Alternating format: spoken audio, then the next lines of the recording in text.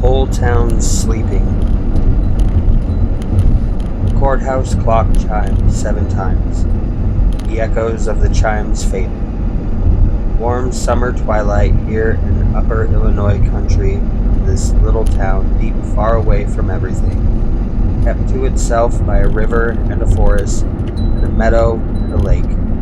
The sidewalk still scorched, the stores closing, and the street shadowed. And there were 2 moons, the clock moon with 4 faces and 4 night directions above the solemn black courthouse, and the real moon rising in vanilla whiteness from the dark east. In the drugstore, fans whispered in the high ceiling. In the rococo shade of porches, a few invisible people sat.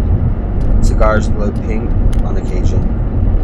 Screen doors whined their springs and slammed. On the purple bricks of the summer night streets, Douglas Spaulding ran. Dogs and boys followed after. "Hi, Miss Lavinia." The boys lopped away. Waving after them quietly, Lavinia Nebbs sat all alone with a tall, cool lemonade in her white fingers, tapping it to her lips, sipping, waiting. "Here I am, Lavinia." She turned, and there was Francine, all in snow white, at the bottom steps of the porch, the smell of zinnias and hibiscus. Lavinia Nebbs locked her front door, leaving her lemonade glass half empty on the porch, said, "It's a fine night for the movie." They walked down the street. "Where are you going, girls?" cried Miss Fern and Miss Roberta from their porch over the way. Lavinia called back through the soft ocean of darkness, "To the Elite Theater to see Charlie Chaplin." "Won't catch us out on no night like this," wailed Miss Fern. "Not with the lonely one strangling women. Lock ourselves up in our closet with a gun." "Oh bosh," Lavinia heard the old woman's door bang and lock, and she drifted on, feeling the warm breath of summer night shimmering off the oven-baked sidewalks. It was like walking on a hard crust of freshly warmed bread. The heat pulsed under your dress, along your legs, with a stealthy and not unpleasant sense of invasion. "Lavinia, you don't believe all that about the lonely one, do you? Those women like to see their tongues dance. Just the same, Hattie McDoyle's was killed 2 months ago, Roberta Ferry the month before, and now Elizabeth Ramsell's disappeared. Hattie McDoyle's was a silly girl. Walked off with a traveling man, I bet. But the others, all of them, strangled, their tongues sticking out their mouths, they say. They stood upon the edge of the ravine that cut the town half in 2. Behind them were the lit houses and music. Ahead was deepness, moistness, fireflies, and dark. "Maybe we shouldn't go to the show tonight," said Francine.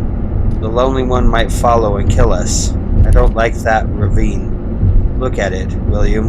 Lavinia looked, and the ravine was a dynamo that never stopped running, night or day. There was a great moving hum, bumbling and murmuring of creature, insect, or plant life. It smelled like a greenhouse, of secret vapors and ancient washed shales and quicksands, and always the black dynamo humming, with sparkles like great electricity where fireflies moved on the air. "It won't be me coming back through this old ravine tonight, late. So darn late. It'll be you, Lavinia. You down the steps and over the bridge, and maybe the lonely one there." "Bosh," said Lavinia Nebbs. "It'll be you alone on the path listening to your shoes, not me. You all alone on the way back to your house. Lavinia, don't you get lonely living in that house?" "Old maids love to live alone," Lavinia pointed at the hot, shadowy path leading down into the dark. "Let's take the shortcut." "I'm afraid." "It's early. The lonely one won't be out till late." Lavinia took the other's arm and led her down and down the crooked path into the cricket warmth and frog sound and mosquito delicate silence. They brushed through the summer-scorched grass, burrs prickling at their bare ankles. "Let's run," gasped Francine. "No." They turned a curve in the path, and there it was, in the singing deep night, in the shade of warm trees, as if she had laid herself out to enjoy the soft stars and the easy wind, her hands at either side of her, like oars of a delicate craft, lay Elizabeth Ransom. Francine screamed. Don't scream. Lavinia put out her hands to hold on to Francine, who was whimpering and choking. Don't. The woman lay there. Woman lay there as if she had floated there, her face moonlit, her eyes wide and like flint, her tongue sticking from her mouth. She's dead, said Francine. Oh, she's dead, she's dead. Lavinia stood in the middle of 1,000 warm shadows, with the crickets screaming, the frogs loud. You better get the police, she said at last.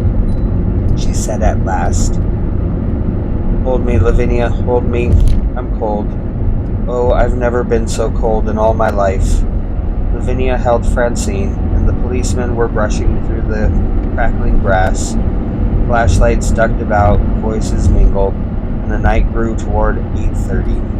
It's like December. I need a sweater, said Francine, eyes shut against Lavinia. The policeman said, I guess you can go now, ladies. You might drop by this station tomorrow for a little more questioning. Lavinia and Francine walked away from the police and the street and the sheet over the delicate thing upon the ravine grass. Lavinia felt her heart going loudly in her, and she was cold, too, with a February cold.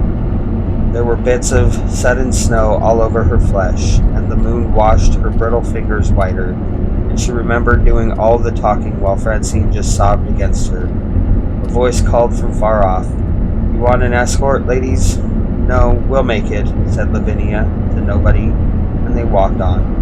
They walked through the nuzzling, whispering ravine, the ravine of whispers, and the clicks, and the little world of investigation growing small behind them with its lights and voices. I've never seen a dead person before, said Francine. Lavinia examined her watch as if it was 1,000 miles away on an arm and wrist growing possibly distant. It's only 8:30. We'll pick up Helen and get on to the show. The show? Francine jerked. That's what we need. We've got to forget this. It's not good to remember. If we went home now, we'd remember. We'll go through the show as if nothing happened. Lavinia, you don't mean it. I never meant anything more in my life. We need to laugh now and forget. But Elizabeth's back there. Your friend. My friend. We can't help her. We can only help ourselves. Come on. They started up the ravine side on the stony path in the dark, and suddenly there, barring their way, standing very still in one spot, not seeing them, but looking down at the moving lights and the body and listening to the official voices, was Douglas Spaulding. He stood there, white as a mushroom, with his hands at his sides, staring down into the ravine. Get home, cried Francine. He did not hear. You, shrieked Francine. Get home, get out of this place, you hear? Get home, get home, get home. Douglas jerked his head, stared at them as if they were not there. His mouth moved. He gave a bleating sound, and then silently whirled about and ran. He silently ran up the distant hills to the warm darkness, into the warm darkness. Francine sobbed and cried again, and doing this, walked on with Lavinia Nebbs. There you are. I thought you ladies never come. Helen Greer stood tapping her foot atop her porch steps. You're only an hour late. That's all. What happened? We, started Francine. Lavinia clutched her arm tight. There was a commotion. Somebody found Elizabeth Ramsdell in the ravine. Dead? Was she dead? Lavinia nodded. Helen gasped and put her hand to her throat. Who found her? Lavinia held Francine's wrist firmly. We don't know. The three young women stood in the summer night looking at each other. I've got a notion to go in the house and lock the doors, said Helen at last. But finally she went to get a sweater, for though it was still warm, she, too, of complained of the sudden winter night. While she was gone, Francine whispered frenetically, "Why didn't you tell her?" "Why upset her?" said Lavinia. "Tomorrow. Tomorrow's plenty of time." The three women moved along the street under the black trees, past suddenly locked houses. How soon the news had spread outward from the ravine, from house to house, porch to porch, telephone to telephone. Now passing, the three women felt eyes looking out at them from curtained windows as locks rattled into place.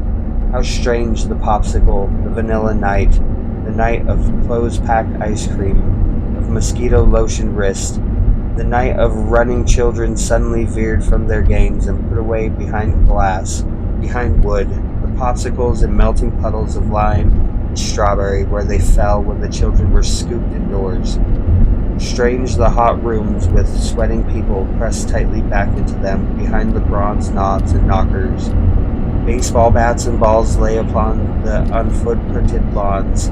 Half-drawn white chalk game of hopscotch lay on the broiled, steamed sidewalk. It was as if someone had predicted freezing weather a moment ago. "We're crazy being out on a night like this," said Helen. "Lonely One won't kill three ladies," said Lavinia. "There's safety in numbers, and besides, it's too soon. Killings always come a month separated." A shadow fell across their terrified faces. A figure loomed behind a tree, as if someone had struck an organ a terrible blow with his fist. The three women gave off a scream, in three different shrill notes. "Got you!" roared a voice. The man plunged at them. He came into the light, laughing. He leaned against a tree, pointing at the ladies weakly, laughing again. "Hey, I'm the lonely one," said Frank Dillon. "Frank Dillon. Frank," said Lavinia. "You ever do a childish thing like that again, may someone riddle you with bullets." "What's a thing to do?" Francine began to cry hysterically. Frank Dillon stopped smiling. "Say, I'm sorry." "Go away," said Lavinia. "Haven't you heard about Elizabeth Ramsell? Found dead in the ravine? You running around scaring women? Don't speak to us again." "Aw, now." They moved. He moved to follow. "Stay right there, Mr. Lonely One, and scare yourself. Go take a look at Elizabeth Ramsell's face and see if it's funny. Good night." Lavinia took the other two along the street of trees and stars, Francine holding a kerchief to her face. "Francine, it was only a joke." Helen turned to Lavinia. "Why is she crying so hard? We'll tell you when we get downtown. We're going to the show, no matter what. Enough's enough. Come on now, get your money ready. We're almost there." The drugstore was a small pool of sluggish air with which the great wooden fans stirred the tides of arnica and tonic and soda smell out onto the brick streets. "I need a nickel's worth of green peppermint chews," said Lavinia to the druggist. His face was set and pale, like all the faces they had seen on the half-empty streets. "For eating in the show," said Lavinia, as the druggist weighed out a nickel's worth of the green candy with a silver shovel. "You sure look pretty tonight, ladies. You looked cool this afternoon, Miss Lavinia, when you was in for a chocolate soda. So cool and nice that someone asked after you." "Oh?" "Man sitting at the counter, watched you walk out, said to me, 'Say, who's that?' 'Why, that's Lavinia Nebbs, prettiest maiden lady in our town.' I said, 'She's beautiful,' he said. 'Where does she live?'" Here the druggist paused uncomfortably. "You didn't," said Francine. "You didn't give him her address. I hope you didn't." "I guess I didn't think," I said. "Oh, over on Park Street, near the ravine." A casual remark. "But now, tonight, them finding the body, I heard a minute ago. I thought, my God, what have I done?" He handed over the package, much too full. "You fool," cried Francine. Tears were in her eyes.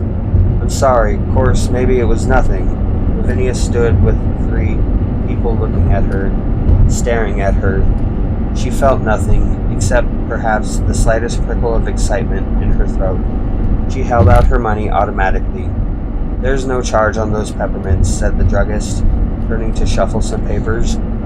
Well, I know what I'm going to do right now. Helen stalked out of the drug shop. I'm calling a taxi to take us all home. I'll be no part of a hunting party for you, Lavinia. That man was up to no good asking about you. You want to be dead in the ravine next? It was just a man, said Lavinia, turning in a slow circle to look at the town. So is Frank Dillon a man, but maybe he's the lonely one. Francine hadn't come out with them. They noticed, and turning, they found her arriving. I made him give me a description, the druggist. I made him tell me what the man looked like. A stranger, she said, in a dark suit, sort of pale and thin. We're all overwrought, said Lavinia. I simply won't take a taxi if you get one. If I'm the next victim, let me be the next. There's all too little excitement in my life, especially for a maiden lady 33 years old. So don't you mind if I enjoy it. Anyway, it's silly. I'm not beautiful. Oh, but you are, Lavinia. You're the loveliest lady in town. Now that Elizabeth is... Francine stopped. You keep men off at a distance. If you only relax, you'd be married years ago. Stop sniveling, Francine. Here's the theater box office. I'm paying 41 cents to see Charlie Chaplin. If you two want a taxi, go on. I'll sit alone and go home alone. Lavinia, you're crazy. I can't let you do that. They entered the theater. The first show was over. Intermission was on, and the dim auditorium was sparsely populated. The three ladies sat halfway down front. The smell of ancient brass polish, and watched the manager step through the worn red velvet curtains to make an announcement. The police have asked us to close early tonight so everyone can be out at a decent hour. Therefore, we are cutting our short subjects and running our feature again immediately. The show will be over at 11. Everyone is advised to go straight home. Don't linger on the streets. That means us, Lavinia, whispered Francine. The lights went out. The screen leaped to life. Lavinia, whispered Helen. What? As we came in, a man in a dark suit across the street crossed over. He just walked down the aisle and is sitting in the row behind us. Oh, Helen, right behind us.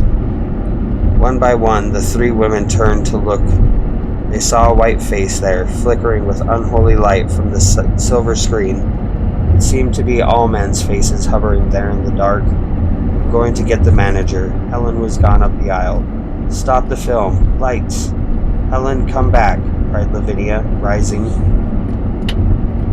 They tapped their empty soda glasses down, each with a vanilla mustache on their upper lip, which they found with their tongues, laughing. You see how silly, said Lavinia. All of that riot for nothing. How embarrassing. I'm sorry, said Helen faintly. The clock said 11:30 now. They had come out of the dark theater, away from the fluttering rush of men and women, hurrying everywhere, nowhere, on the streets while laughing at Helen. Helen was trying to laugh at herself.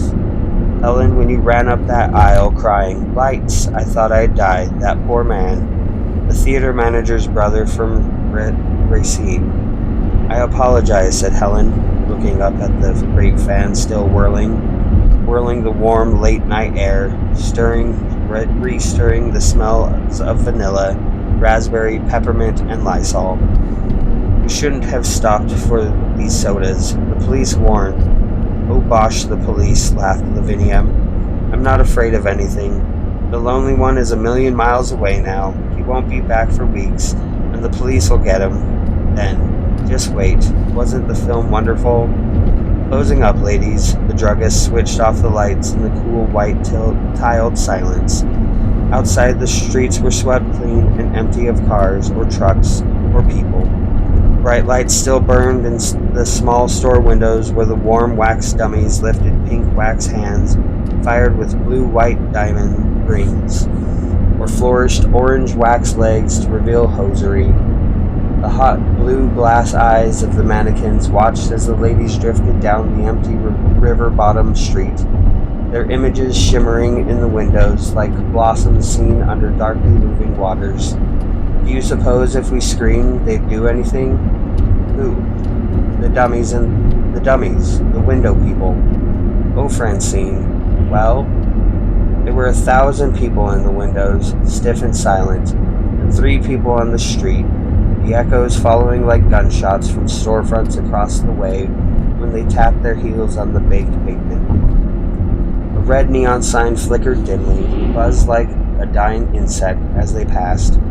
Baked in white, the long avenues lay ahead, blowing and tall in a wind that touched only their leafy summits.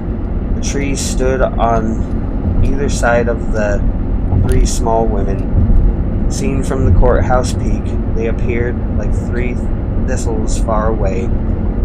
First, we'll walk you home, Francine. No, I'll walk you home. Don't be silly. You live way out at Electric Park.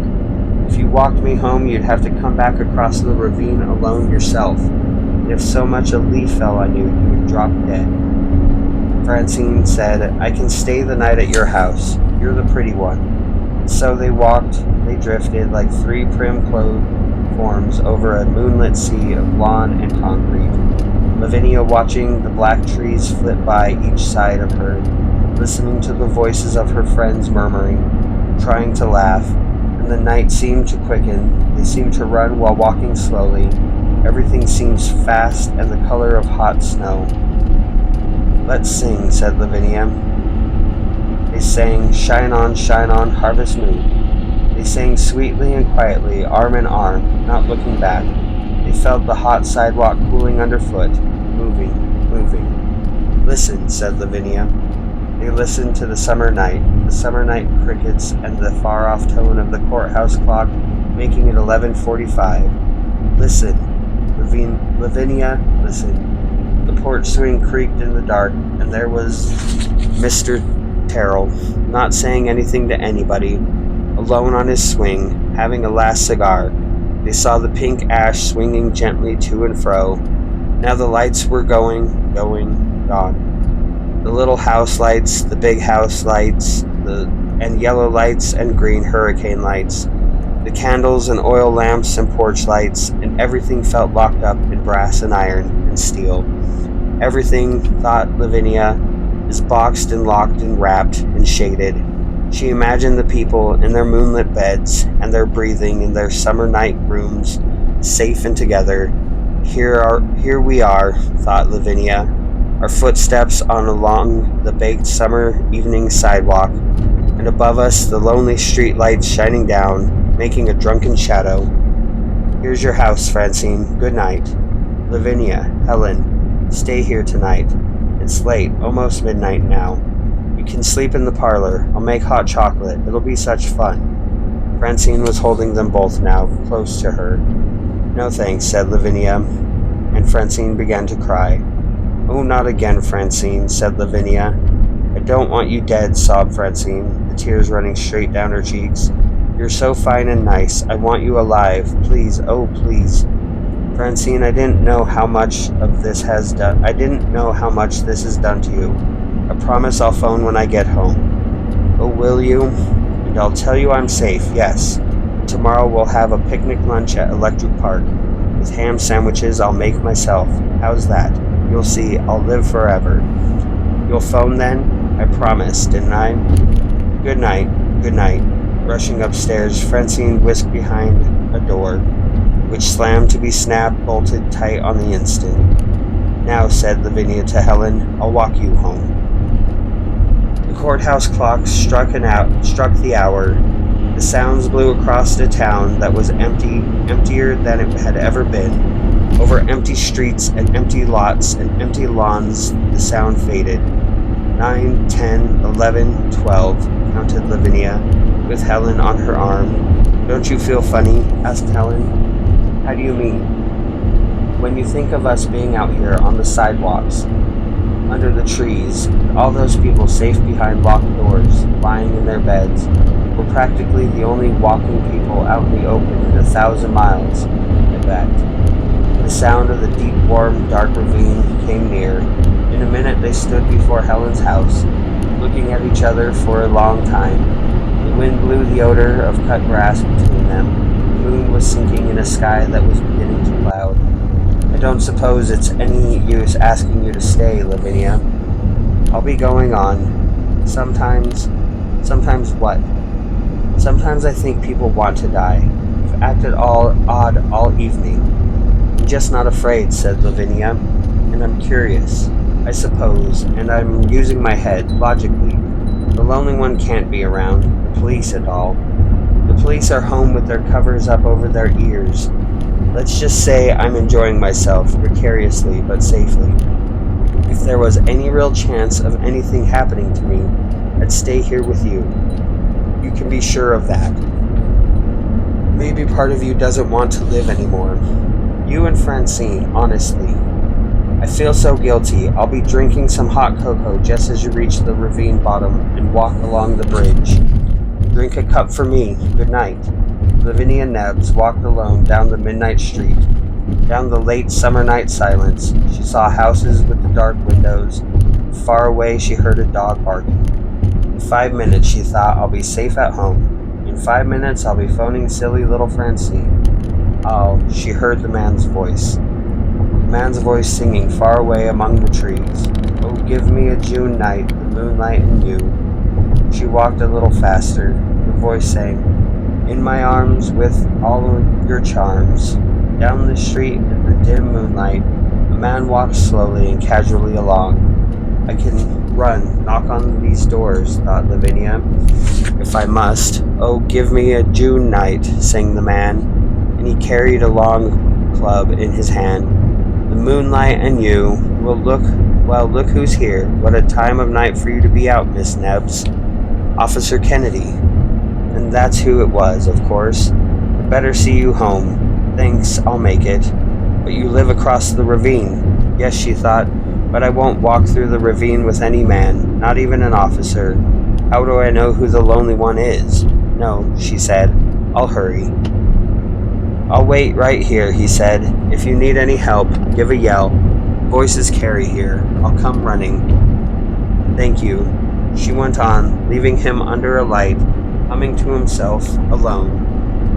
Here I am, she thought. The ravine.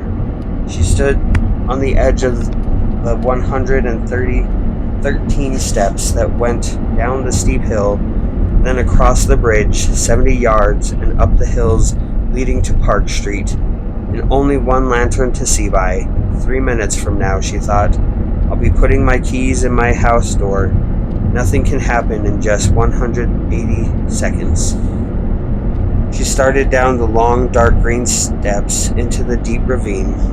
1, 2, 3, 4, 5, 6, 7, 8, 9, 10 steps, she counted in a whisper. She felt she was running, but she was not running. 15, 16, 17, 18, 19, 20 steps, she breathed. 1/5 of the way. She announced to herself, the ravine was deep, black and black, black. All the world was gone behind. The world of safe people in bed, the locked doors, the town, the drugstore, the theater, the lights, everything was gone. Only the ravine existed and lived, black and huge about her. Nothing's happened, has it? No one around, is there? 24, 25 steps. Remember that old ghost story you told each other when you were children? She listened to her shoes on the steps. The story about the dark man coming in your house and you upstairs in bed, and now he's at the first step coming up to your room. Now he's at the second step, and now he's at the third step, and the fourth step, and the fifth. Oh, how you used to laugh and scream at that story. And now the horrid dark man's at the 12th step, and now he's opening the door of your room, and now he's standing by your bed. I got you, she screamed. It was like nothing she'd ever heard. That scream, she had never screamed that loud in her life. She stopped, she froze, she clung to the wooden banister. Her heart exploded in her. The sound of terrified beating filled the universe. There, she screamed to herself. At the bottom of the steps, a man under the light. No, now he's gone. He's waiting there. She listened. Silence. The bridge was empty.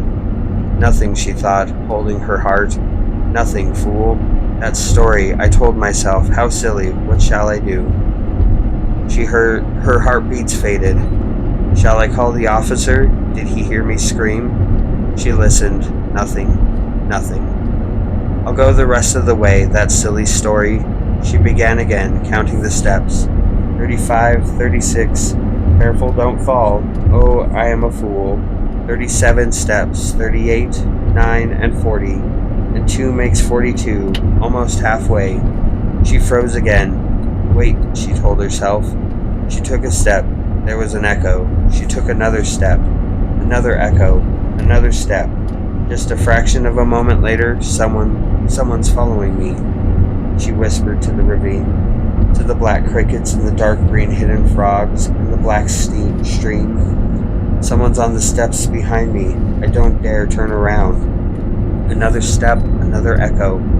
Every time I take a step, they take one. A step and an echo. Weakly, she asked of the ravine, Officer Kennedy, is that you? The crickets were still. The crickets were listening. The night was listening to her for a change. All of the far-off summer night meadows and close summer nights, trees were suspending motion. Leaf, shrub, star, and meadow grass ceased their particular tremors and were listening to Lavinia Nebb's heart. And perhaps 1,000 miles away, across locomotive lonely country, in an empty way station, a single traveler reading a dim newspaper under a solitary naked bulb might raise up his head, listen, and think, what's that? And decide only a woodchuck surely beating on a hollow log, but it was Lavinia Nebb's. It was most surely the heart of Lavinia Nebb's. Silence. A summer night silence which lay for 1,000 miles, which covered the earth like a white and shadowy sea. Faster, faster, she went down the steps. Run. She heard music, in a mad way, in a silly way. She heard a great surge of music that pounded at her. She realized as she ran in panic and terror, that some part of her mind was dramatizing, borrowing from the turbulent musical score of some private drama, and the music was rushing and pushing her now, higher and higher, faster, faster, plummeting and scurrying down and down into the pit of the ravine. Only a little way, she prayed. 108, 9, 110 steps at the bottom. Now run across the bridge. She told her legs what to do, her arms, her body, her terror. She advised all parts of herself in this white and terrible moment. Over the roaring creek waters, on the hollow, thudding, swaying, almost alive, resilient bridge planks she ran, followed by the wild footsteps behind with the music following too, the musical shrieking and babbling. He's following. Don't turn. Don't look. If you see him, you'll not be able to move. You'll be so frightened. Just run. Run. She ran across the bridge. Oh God, God, please, please, let me get up the hill. Now up the path. Now between the hills. Oh God, it's dark. Everything's so far away. If I scream now, it wouldn't help. I can't scream anyway. Here's the top of the path. Here's the street. Oh God, please let me be safe. If I get home safe, I'll never go out alone. I was a fool. Let me admit it. I was a fool. I didn't know what terror was. But if you let me get home from this, I'll never go without Helen or Francine again.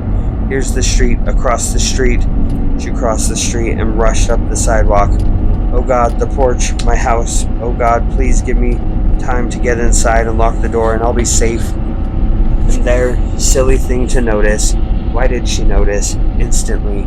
No time, but there it was anyway, flashing by, there on the porch rail, the half-filled glass of lemonade she had abandoned a long time ago. A long time. A year, a half an evening ago. The lemonade glass sitting calmly, imperturbably there on the rail, and she heard her clumsy feet on the porch and listened and felt her hands scrabbling and gripping at the lock with the key. She heard her heart. She heard her inner voice screaming. The key fit. Unlock the door. Quick, quick. The door opened. Now inside. Slam it. She slammed the door. Now lock it. Bar it. Lock it. She gasped wretchedly. Lock it tight, tight. The door was locked and bolted. The music stopped. She listened to her heart again, and the sound of it diminishing into silence. Home. Oh God. Safe at home. Safe, safe, and safe at home. She slumped against the door. Safe, safe, listening. Not a sound. Safe, safe. Oh, thank God. Safe at home. I'll never go out at night again. I'll stay home. I won't go over that ravine ever again. Safe, oh safe, safe home. So good, so good. Safe, safe inside, the door locked. Wait, look out the window. She looked. Why, there was no one there at all. There was nobody following me at all. Nobody running after me. She got her breath and almost laughed at herself. It stands to reason, if a man had been following me, he'd have caught me. I'm not a fast runner. There's no one on the porch or in the yard. How silly of me. I wasn't running from anything. That ravine's as safe a place as safe as any place. Just the same, it's nice to be home. Home's the really good warm place. The only place to be. She put her hand out to the light switch and stopped. What? She asked. What? Behind her in the living room, someone cleared his throat.